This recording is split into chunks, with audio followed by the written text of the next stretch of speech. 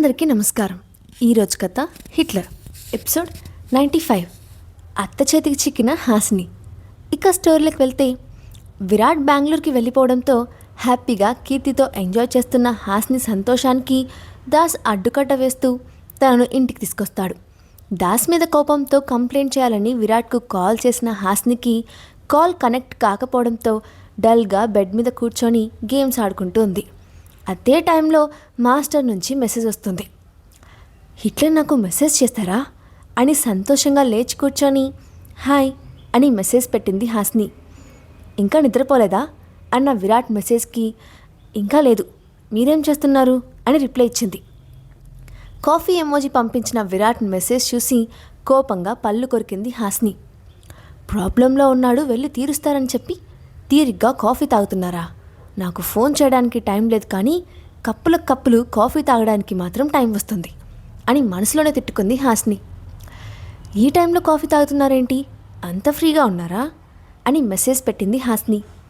ఫ్రీగా లేను, నీతో చాట్ చేస్తున్నాను అన్న మెసేజ్ చూసి అబ్బో అనుకొని ఏంటి మీ వైఫ్కి ఇంకా మీ మీద కోపం పోలేదా, ఈ టైంలో చాట్ చేస్తున్నారు అని మెసేజ్ చేసింది హాసిని.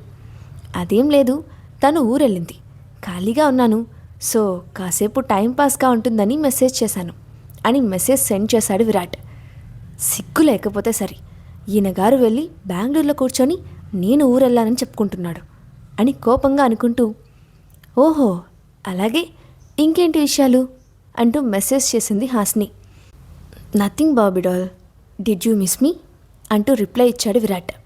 ఆ మెసేజ్ చూడగానే చాలా మిస్ అవుతున్నాను విరాట్ గారు అని దిగులుగా అనుకొని ఎస్ అని మెసేజ్ చేసింది హాసిని. మిస్ అవ్వడం అంటే ఏ రకంగానో తెలుసుకోవచ్చా అంటూ వచ్చిన విరాట్ మెసేజ్ చూడగానే ఏ రకమని మీరు ఎక్స్పెక్ట్ చేస్తున్నారు అని రిప్లై ఇచ్చింది హాసిని. అది నువ్వే చెప్పాలి బాబిడాల్ అంటూ సిగ్గుపడుతున్న ఒక ఎమోజీ సెండ్ చేశాడు విరాట్. ఆ మెసేజ్ పంపింది విరాట్ కాకుండా ఇంకెవరైనా అయితే వాళ్ళు ఈ పాటికి హాసిని చేతిలో చచ్చుండేవారు. కానీ దాగుడు మూతలు ఆడుతోంది హిట్లర్ అని తెలుసు కాబట్టి సైలెంట్గా రిప్లై ఇస్తోంది హాసిని.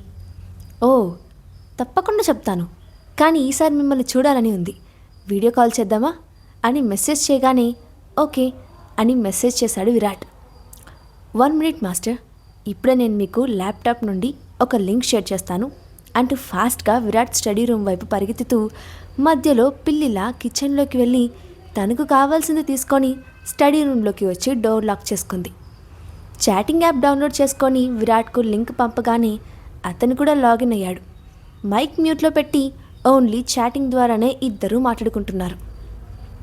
వీడియో ఆన్ అవ్వగానే ఫేస్కి స్కార్ఫ్ కట్టుకున్న హాసిని కనిపించింది. ఇటు హాసినికి కూడా విరాట్ మెడ కింద భాగం నుంచి మాత్రమే కనిపించింది, కానీ ఫేస్ కనిపించలేదు.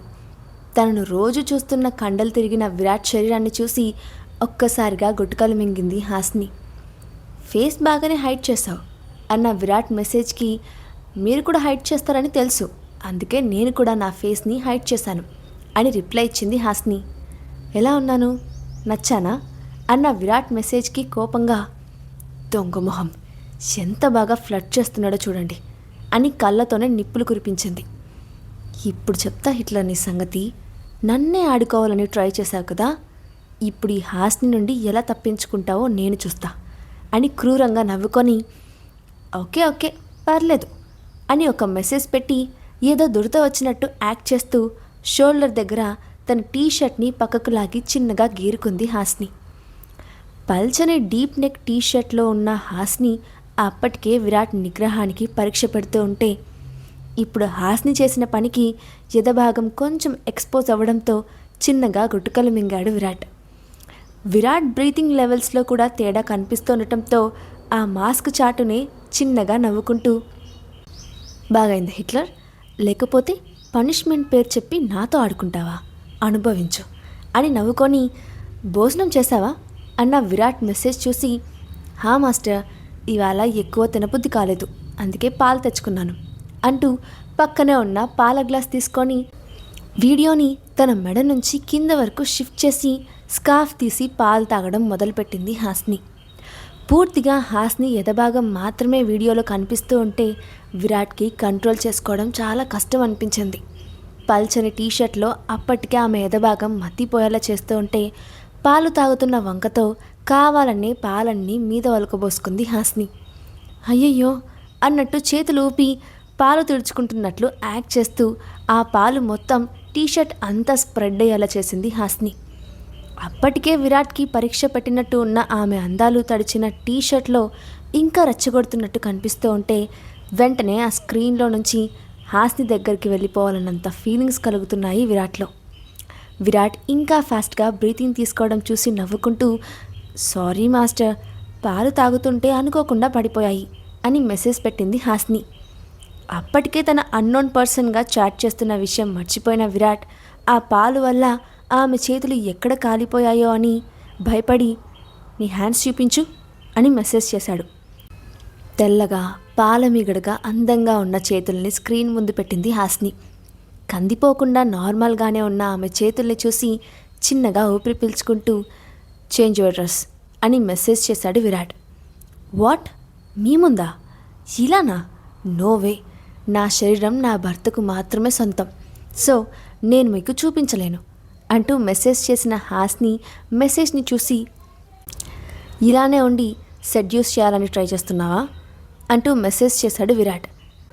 చేస్తే ఏమవుతుంది అంటూ కిస్ సింబల్ చూపించిన హాస్ని మెసేజ్ని చూసి, బేబీ నీకు మెసేజ్ చేసేది నేనే అని ఎలా తెలుసుకున్నావు అంటూ తన మైక్ ఆన్ చేశాడు విరాట్. విరాట్ మాటకి గట్టిగా నవ్వుతూ పక్కనే ఉన్న స్కార్ఫ్ చుట్టూ కప్పుకొని, ఏంటి గేమ్ ప్లే చేయడం మీకు మాత్రమే వచ్చు అనుకున్నారా? మాకు కూడా వచ్చు. ఎలా ఉంది నా గేమ్ అని నవ్వుతూ అడిగింది హాస్ని. నీలో ఇంత అల్లరి ఉందని నేను ఎక్స్పెక్ట్ చేయలేదు బేబీ అని అన్న విరాట్ మాటలకి, మిమ్మల్ని కనిపెట్టేశానని మీకెలా తెలిసింది అని డౌట్గా అడిగింది హాస్ని. నేను కట్టిన తాళి నీ గుండెల మీద ఉండగా మరొకరితో నువ్వు ఇలా బిహేవ్ చేయవని నాకు బాగా తెలుసు బేబీ. నీ గురించి నాకుగాక ఇంకెవరికి తెలుస్తుంది అని అన్న విరాట్ మాటలకు అతని ఫేస్ వైపు అలానే చూస్తూ ఉండిపోయింది హాస్ని.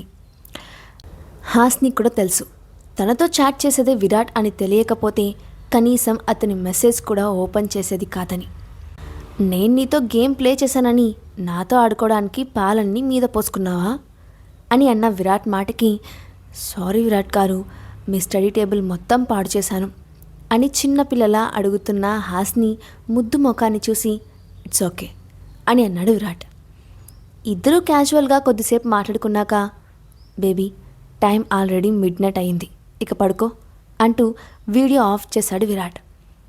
కొద్దిసేపు మాట్లాడితే ఈయన గారి గ్లామర్ ఏం పోతుందో అని కోపంగా తిట్టుకుంటూ, తాను ఆట పట్టించినప్పుడు విరాట్ ఫేస్ ఎలా ఉంటుందో ఇమాజిన్ చేసుకుంటూ ఫుల్గా నవ్వుకుంటూ నిద్రపోయింది హాస్ని. కానీ విరాట్కి మాత్రం హాస్ని చేసిన ప్రతి పని ఓ పరీక్షలా అనిపించింది. మామూలుగానే తన ఫీలింగ్స్ అన్నీ హైడ్ చేసే విరాట్ ఈసారి ఆమెకు దొరికిపోయాననే అనుకున్నాడు. టక్ టక్ మని డోర్ బాధేస్తున్న సరిత అరుపులకి కోపంగా వచ్చి డోర్ తీసి, పడుకున్నాను కదా, ఎందుకు డిస్టర్బ్ చేస్తున్నావు? ఆఫీస్కి ఆఫ్టర్నూన్ నుంచి వెళ్తాను, ఇక డోర్ బాధకండి అంటూ విసుగ్గా అరిచి వచ్చి మళ్ళీ బెడ్ పైన పడుకుంది హాస్ని. మేడం, మిమ్మల్ని కలవాలని ఒకరు వచ్చారు మేడం, ముందు లేవండి అని అనింది సరిత. ఎవరు వస్తే ఏంటి, బిజీగా ఉన్నాను, తర్వాత రమ్మని చెప్పు అంటూ విసుగ్గా మళ్ళీ దుప్పటి ముసుకేస్తున్న హాస్ని ఆపి, మీకోసం పెద్ద మేడం వచ్చారు అని కంగారుగా అనింది సరిత. ఎవరబ్బా పెద్ద మేడం, ఎందుకు వచ్చింది అని మళ్ళీ సరిత చేతిలో దుప్పటి లాక్కొని ముసుగు పెట్టబోయిన హాస్ని బ్రెయిన్లో లైట్ వెలగ్గానే ఉలిక్కిపడి లేచి కూర్చుంది. విరాట్ గారి మదర్ వచ్చారా అని కంగారుగా అడగగానే, అవును మేడం, కింద మీకోసం వెయిట్ చేస్తున్నారు అని కంగారుగా చెప్పింది సరిత.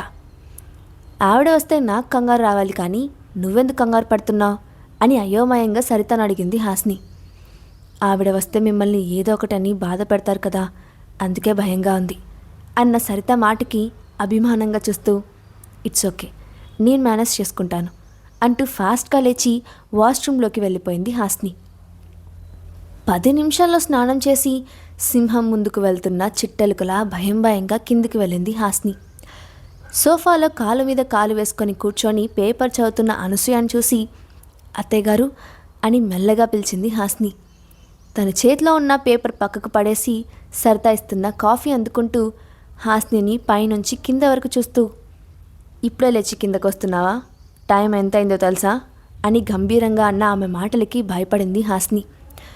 సారీ అత్తయ్య గారు, ఇవాళ బాగా లేట్ అయిపోయింది, ఇంకెప్పుడు ఇలా లేట్గా లేవను అంటూ అపాలజీగా చెప్పింది హాస్ని. నాకు కారణాలు చెప్పాల్సిన అవసరం లేదు. నేనేమి నిన్ను నా ఇంటి కోడలుగా అనుకోవట్లేదు. నువ్వు ఎలా ఉంటే నాకేంటి అని అనేసి టీ తాగడం మొదలుపెట్టింది అనసూయ. ఆమె మాటలకి చిన్నబుచ్చుకుంటూ, అదేంటి అత్తయ్య గారు అలా అంటున్నారు? నాకు విరాట్ గారికి పెళ్లి జరిగింది. ఎవరు అవునన్నా కాదన్నా నేను వర్మ కుటుంబానికి కోడలే కదా. మీరు ఇది యాక్సెప్ట్ చేయలేరా అని మెల్లగా అడిగింది హాస్ని. హాస్ని మాటలకు కొంచెం భారంగా నవ్వుతూ, నేను ఒప్పుకోవాలంటే నువ్వు నేను చెప్పినట్టు చేయాలి, చేస్తావా అని పొగరుగా అడిగింది అనసూయ. ఆమె అధికారానికి పొగరుగా మాట్లాడుతున్న మాటలకి బెదిరిపోయిన హాస్ని ఏం చేయాలి అని భయపడుతూ అడిగింది. ఎలాగో విరాట్ ఇంట్లో లేడు కదా, నువ్వు విరాట్ వచ్చే వరకు నాతోనే ఉండాలి, అది కూడా నా ఇంట్లోనే. నేను పెట్టిన పరీక్షల్లో నువ్వు నెగ్గితే అప్పుడు ఆలోచిస్తా నిన్ను నా ఇంటి కోడలుగా ఒప్పుకోవాలా లేదా అని హాస్ని వైపు కోపంగా చూస్తూ అనింది అనసూయ.